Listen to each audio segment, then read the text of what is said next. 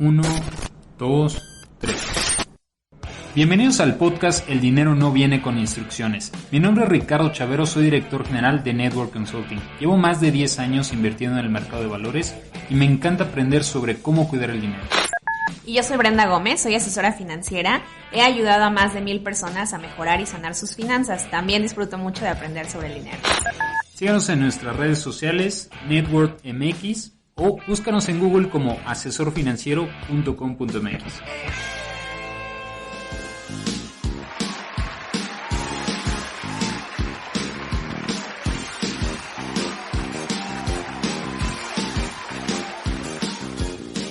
¿Qué tal? Bienvenidos al podcast El dinero no viene con instrucciones. Mi nombre es Ricardo Chavero y el día de hoy les tenemos un invitado sumamente especial.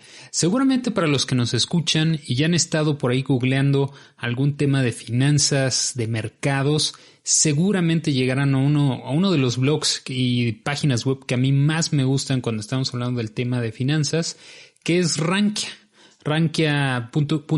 que el día de hoy nos acompaña con nosotros Humberto Calzada Díaz. Él es economista en jefe para América Latina de Rankia. Mi estimado Humberto, te doy la bienvenida. Muchas gracias por estar el día de hoy aquí con nosotros. Muchas gracias, Ricardo. Gracias por la invitación. No, de que al contrario, el buen Humberto tiene pues ya toda una experiencia en el sector financiero. Estuvo en casas de bolsa, asesor de inversiones, estuvo también como asesor de fondos, es economista del UNAM, profesor en finanzas y por supuesto un trader de la vida y del mercado. Mi estimado Humberto, te doy la bienvenida. Muchas gracias por aceptar esta invitación. Era algo que ya andamos buscando desde hace rato. Humberto, primero, platícanos. ¿Qué es esto de Rankia? No todos conocen esta plataforma. Yo tuve la fortuna de conocerlo ya hace algunos años, la versión de Rankia, y pareciera que es algo muy complicado. Platícanos qué es Rankia. Bueno, te platico qué es Rankia, Ricardo. Es la comunidad financiera más grande en Hispanoamérica. Tenemos presencia en España, que es donde se funda, de la mano de Miguel Arias y Juan Zuck. Y bueno, este proyecto nace con la finalidad de democratizar la información financiera. La intención de Rankia era juntar a los expertos, especialistas, pero que al final los usuarios finales, que en este caso son los usuarios de servicios financieros, ya inversionistas, o gente que adquiere un producto como un crédito hipotecario, un crédito bancario, automotriz, se juntaran y contaran sus experiencias. Eso aunado al contenido en donde escriben algunos de los analistas más reconocidos en Europa, principalmente en España y ahora en América Latina, donde ya se tiene presencia en México, Argentina, Perú, Colombia, Chile y en Estados Unidos. Bueno, este proyecto que surgió por ahí del 2007 y que fue 2003, 2007 ya se formaliza como una empresa y que en 2013 comenzó a trascender de manera internacional, viniendo hacia países como México. Ha crecido porque ese objetivo que tenían Juan y Miguel de que estos usuarios pudieran interactuar fue creciendo y la verdad que fue un éxito, ¿no? Al final ellos tuvieron esa idea y visualizaron que en un futuro la mejor manera de poder compartir ideas, conocimientos era una interacción entre el usuario final, y eso es lo que hace Rankia, ¿no? Es una herramienta, una plataforma y más bien una comunidad en la que los usuarios inversionistas interactúan para que los consejos que se dan uno a otro, incluso la formación que se tiene, tanto ya sea cursos en línea como artículos de formación, ayuden a la gente a tomar mejores decisiones financieras. Correcto, Humberto. Tal vez para muchas personas nuestra audiencia será obvio, pero no. ¿Por qué el tema de finanzas, Humberto? ¿Por qué decidieron ir por esa línea? ¿Cuál es la relevancia? Y digo, dependiendo de cuándo nos estén escuchando, pero al día de hoy estamos hablando del 24 de junio del 2020. ¿Por qué la relevancia de que a lo mejor las personas estén en una carrera similar, ya sean estudiantes o profesionistas, ¿por qué que tengan ese acercamiento a las finanzas? ¿Por qué es tan importante? Mira, hay un tema bastante interesante. Desafortunadamente, hay muchos colegas que intentan manejar términos muy rimbombantes y que al final hacen que un tema como la bolsa de valores sea bastante complicado para la gente.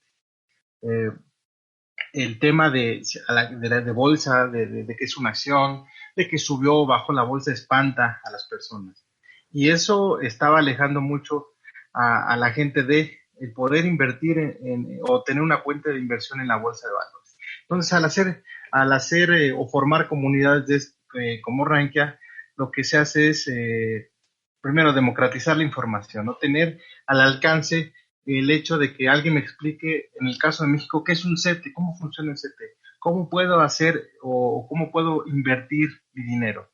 Entonces, ese fue uno de los principales objetivos por los cuales primero Ranking es en España para hacerlo en aquel país y después dieron un gran potencial de crecimiento en América Latina. Si vamos al caso de México, pues hemos visto, o no sé si lo recuerdes, Ricardo, que antes la bolsa era para millonarios. Antes no teníamos acceso a un Cuspid, no teníamos acceso a Heaven Home Broker, donde 100 o 1000 pesos podíamos tener acceso a ser dueños o socios de las principales empresas a nivel mundial. Entonces, esta información estaba muy alejada o no estaba tan al alcance de la gente. Rankia tuvo esa misión y siempre ese objetivo de poder, como te digo, insisto, democratizar la información financiera que al final no es, sí tiene su grado de complejidad, por eso hay gente que nos dedicamos a esto, claro, que estudiamos, pero no, la intención es poner esa información al alcance, explicarla de una manera más sencilla. Si bien la gente no va a estar detrás de un escritorio comprando, vendiendo acciones, sí va a saber con quién hacerlo y eso es muy importante. Correcto. Creo que ese es un punto crucial, mi estimado Humberto. Yo creo que más que nada el tener esa información para poder hacer una mejor toma de decisiones. Ya sea si estás buscando un asesor financiero, ya sea si estás buscando un asesor de inversiones, o si estás buscando un agente de seguros, o un asesor de fondos de inversión, o de lo que sea, mientras más información tengas y puedes tomar mejor decisión, ¿no? Y creo que eso es algo vital. Mi estimado Humberto, yo sé que a ti te gusta mucho este tema. Acuérdate que vamos a tratar de hacerlo lo más sencillo. Pero una de las dudas que nos han estado haciendo mucho en estas fechas, Humberto, es bueno, ¿qué está sucediendo con el mercado de valores, ¿no? O sea, usualmente uno dice, bueno, pues si la economía va bien, pues el mercado de valores posiblemente va a subir, aunque acuérdense que el mercado de valores no es la economía, ¿no? No es uno de los indicadores de la economía, ¿no? Y ahora muchos clientes nos dicen, Ricardo, es que yo estoy viendo que cada vez hay más desempleo en Estados Unidos, la situación, la expectativa de que el Producto Interno Bruto o el crecimiento del país va a la baja, pero veo que el mercado sigue subiendo y me preguntan, ¿qué sucede, Ricardo? ¿Qué está pasando ahorita en el mercado? ¿Es buen momento para invertir? ¿No es buen momento para invertir? Claro, dependerá, como lo hemos dicho en muchas ocasiones, horizonte de inversión, perfil de inversionista, etcétera. Pero en palabras sencillas, Humberto, digamos, ¿qué está sucediendo ahorita en los mercados? Pues sí, Ricardo, es una coyuntura bastante interesante, una coyuntura que solamente se presenta entre cada 7 o 11 años, ¿no? Es correcto. 11 años en promedio. Estamos viviendo una crisis, sí, bueno, que aún está por confirmarse una recesión económica en Estados Unidos. Después de la última en 2008, vivimos una etapa de recuperación y hablamos de la economía de Estados Unidos porque al final es el referente a nivel mundial. Si volteamos a ver, pues toda la presencia o la ponderación que tiene es muy importante. El caso de México ni se diga, ¿no? Que es nuestro principal socio comercial. Pero bueno, tocaste un punto muy interesante. La bolsa sube, la economía baja. Si bien tienes razón, no es la economía la bolsa, pero sí es un paralelismo. Yo en los cursos que doy en las clases a mis alumnos en la universidad les digo que me preguntan qué es un indicador, qué no es un índice bursátil. Yo siempre les digo, un índice bursátil es un indicador adelantado de la economía. Al final, los índices bursátiles suben porque es una expectativa de lo que se viene para la economía. Y si revisamos Correcto. el ciclo económico en Estados Unidos y con el principal referente que es el Standard Poor's 500, ¿qué pasa? Que sube el Standard Poor's y luego se vienen presentando datos económicos positivos. Después de la última crisis de 2008, comenzó a subir el índice y después vimos una recuperación en la actividad económica, en la economía. ¿Qué pasa en estos escenarios tan sui generis, tan peculiares? Hay aquí y se presentan cada 10 años y es una parte que representa la volatilidad, que es, hay efectos, sobre todo cuando de la política monetaria que van a alterar a los mercados y lo que estamos viviendo es una alteración de los mercados. ¿Qué pasó a partir? Y yo desde 2019 venía, más bien desde 2018 venía analizando un factor o unos indicadores económicos que ya me estaban dando señales de que esto podría desacelerar, ¿no? Que ya podría comenzar a darnos una señal de agotamiento en la economía de Estados Unidos. No sé si recuerdas que en 2018 Donald Trump declara la guerra a China, una guerra comercial arancelaria. A partir del mes de septiembre, octubre, no, si bien mal no recuerdo, recuerdas como un escenario de volatilidad bastante fuerte en los mercados. Y bueno, después de eso, bueno, se recuperaron a partir de 2019, pero hay indicadores que nos estaban dando una señal ahí, ya que era la producción industrial en los Estados Unidos, que al final es un reflejo de la producción en la economía real, de lo que las empresas están dispuestos a invertirle en la economía. Bueno, empieza a desacelerar a partir de 2018 ese indicador, pero los mercados siguen subiendo. Entonces ahí ya comenzamos a ver una divergencia en esos dos indicadores, que al final sí tienen relación con la economía.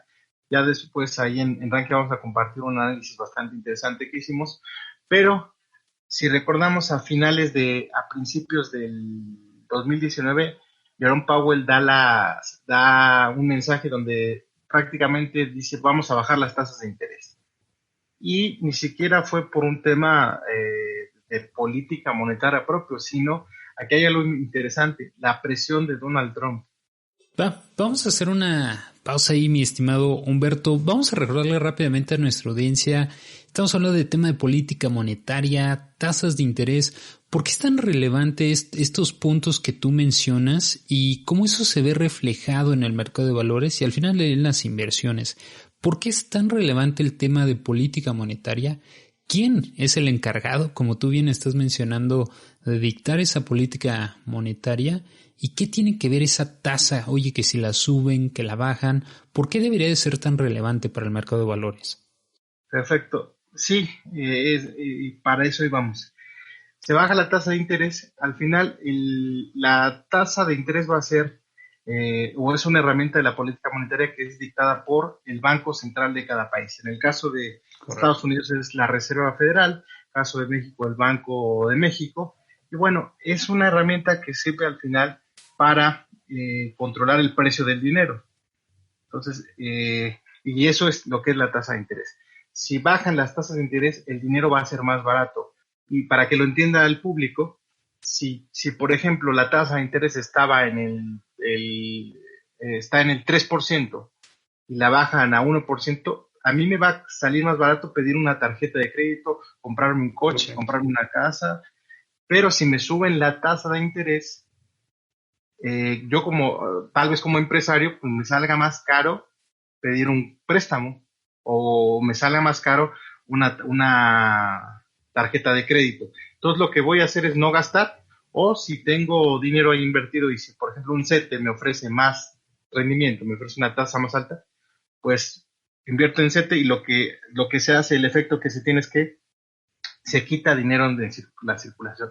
Pero si Correcto. se quita dinero de la circulación, obviamente la actividad económica se va a ralentizar. Va a haber menos actividad porque hay menos dinero. ¿Qué pasa cuando se baja la tasa de interés? Hay créditos más baratos, la gente empieza a consumir, las empresas buscan más financiamiento y como ahorrador si dicen, bueno, la inflación, que es el aumento de los precios, está en el 3% y tú me estás ofreciendo un 2% en un bono o en un pagaré o en un título de deuda, pues mejor me gasto mi dinero, ¿no? Para no perder el Claro. costo. Y lo que hago es generar dinamismo en la actividad económica. Pero lo ideal Correcto. es que haya un equilibrio en la tasa de interés, ni sea tan alta ni sea tan baja, porque tasas bajas también afectan a la economía por un Correcto. tema inflacionario.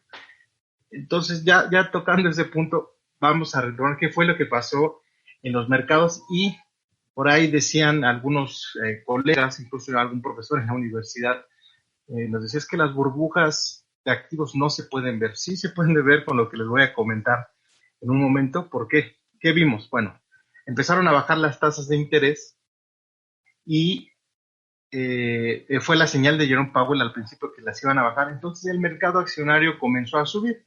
Hasta ahí todo bien.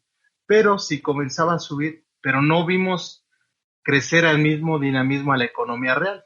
Incluso si vemos la Correcto. tasa de crecimiento de Estados Unidos del PIB, comenzó a un punto de inflexión en 2018, de 2017 del 3.4 a 3.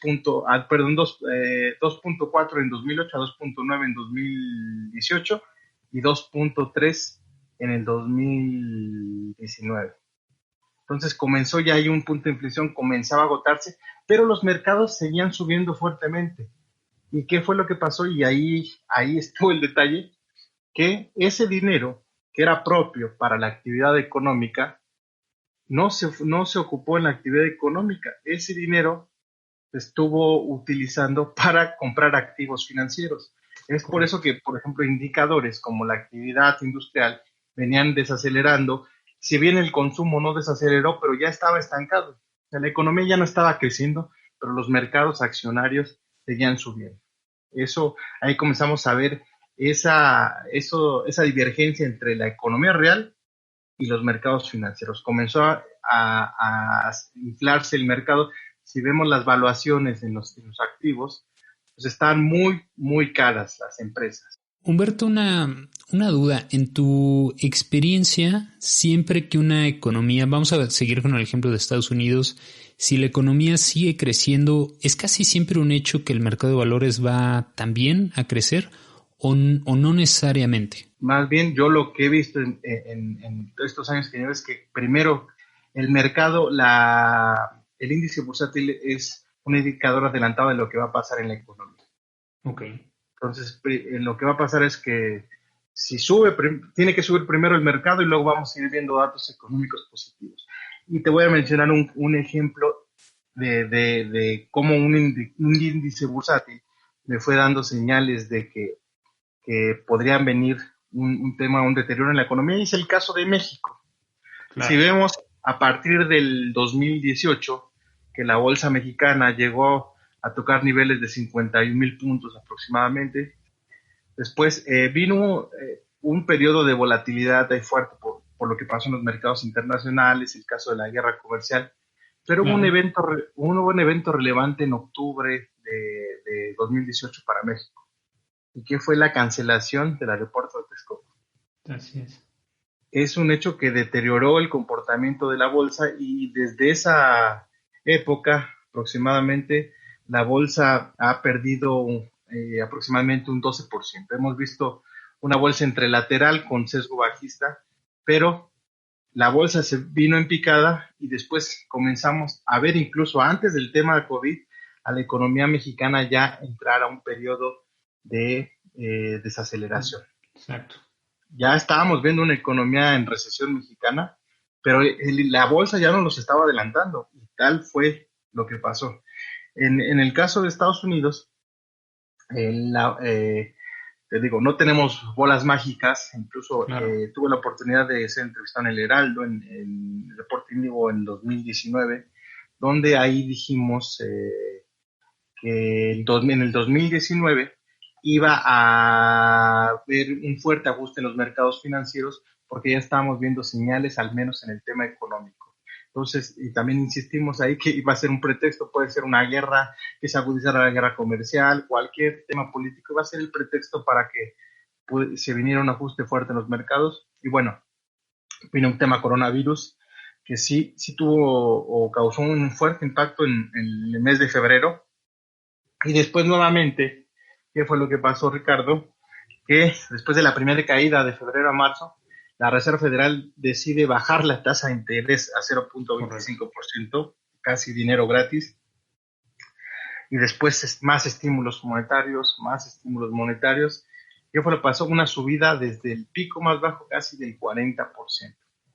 Ante expectativas de que se iba a recuperar la economía rápidamente por esos estímulos monetarios, pero simplemente se convirtió en una especulación, porque Correcto.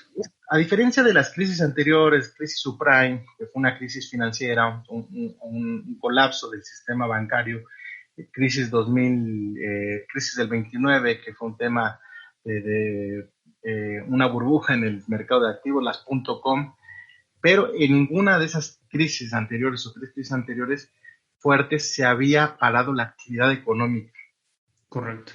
En esta coyuntura, en esta situación actual, vimos un paro total de la actividad de sectores económicos. Entonces, ¿a qué nos llevó? Un primer dato fuerte de 3 millones de solicitudes de desempleo en una semana, algo que nunca se había visto. El dato Correcto. más alto, Ricardo, eran por ahí de 600,000 en 1987, si no lo recuerdo, u 82. Pero no se había visto un nivel de desempleo tan alto. Ya llevamos aproximadamente 3 meses en la pandemia que inició esto, más de 40 millones de desempleados. La tasa entre el 14 y el 13% de desempleo, la más alta en 2008 fue una tasa del 10%. Entonces, ante esos datos históricos económicos negativos, de los peores de la historia, es donde haciendo un análisis, eh, si bien tú dijiste, no es la economía, pero sí que tiene una correlación. Entonces, Claro. son expectativas. Pero este tema es sanitario y si no hay un panorama claro o si no ya hay una reapertura total o al menos hay una señal clara de que se va a reaperturar, no podemos cantar victoria. ¿Qué pasó? Subió fuertemente porque prácticamente la Reserva Federal, el gobierno estadounidense estaba regalando dinero, comenzó a subir el mercado de valores, porque había dinero barato y ese dinero lo estaban Claro. comprando en acciones.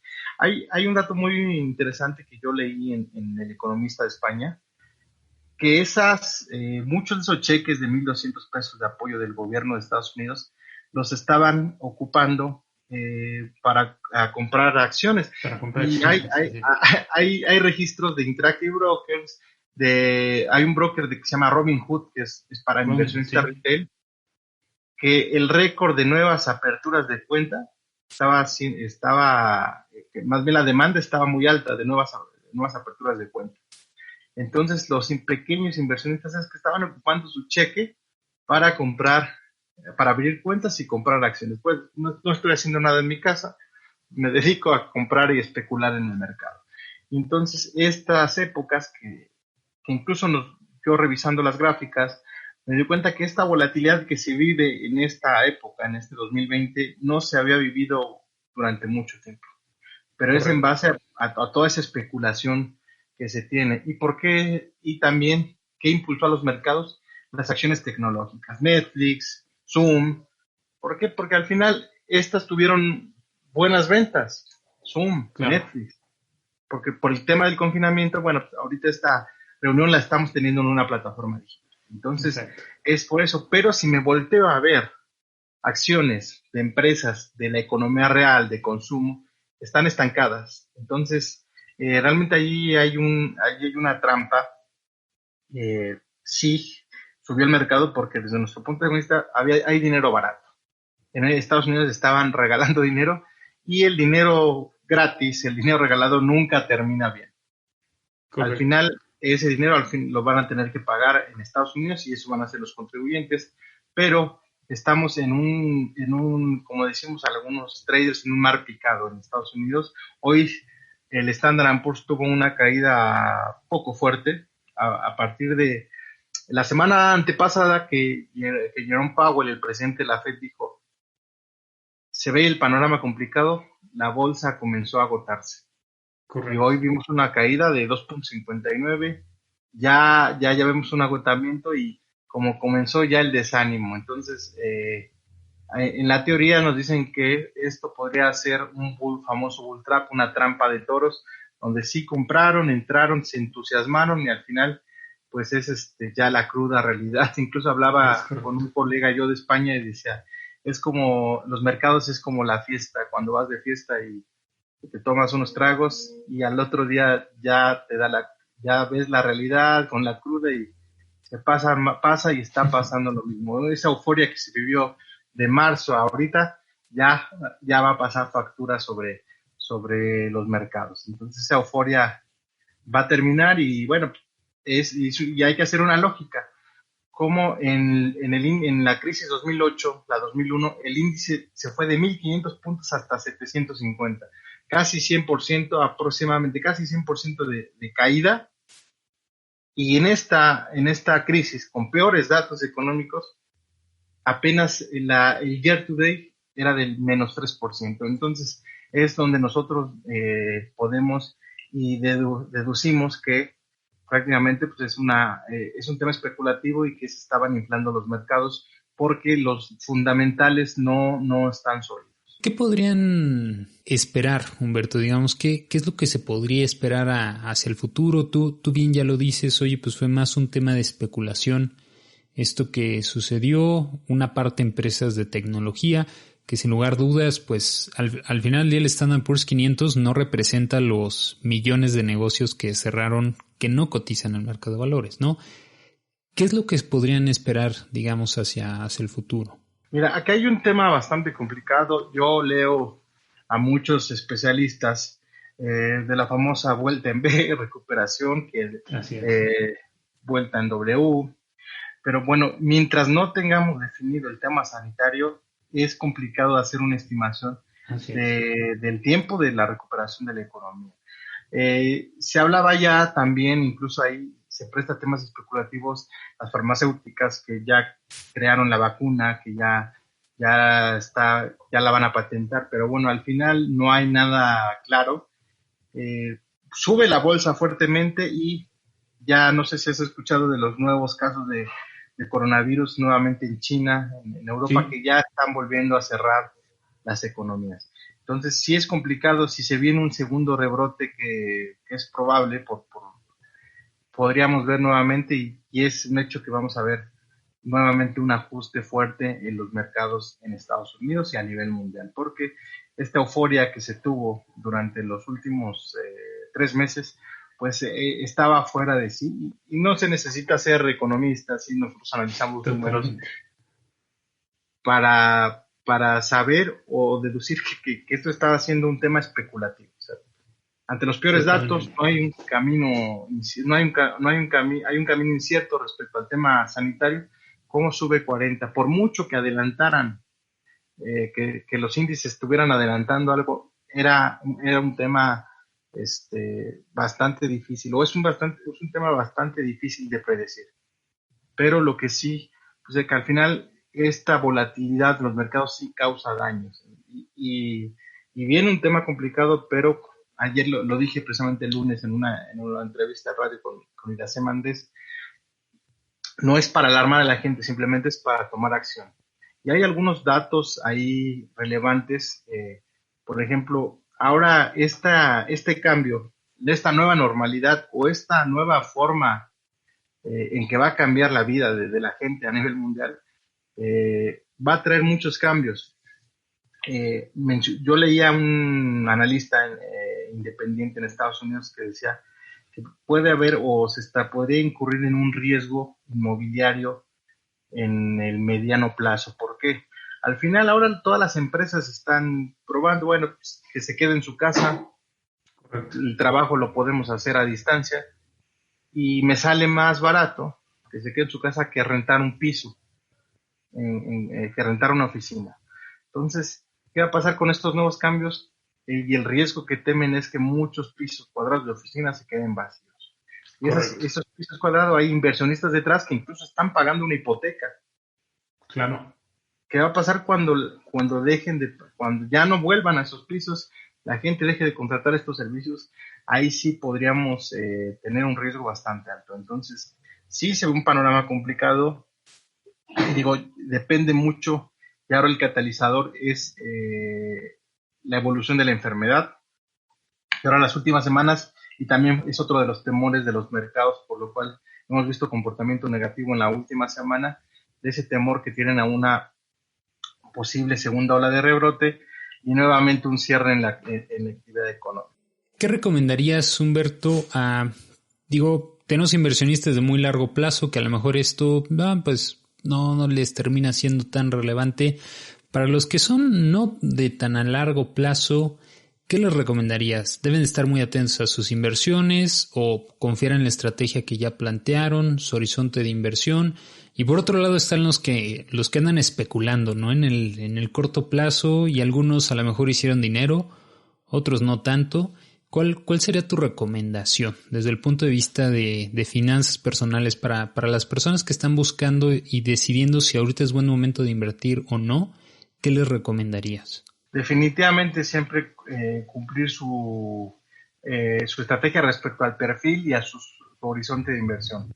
Si bien, como tú dices, bueno, hay personas que van a largo plazo y estas caídas al final, en el largo plazo, si se hizo un buen análisis, si está en un buen producto, va a recuperarse la bolsa. Y eso es un hecho.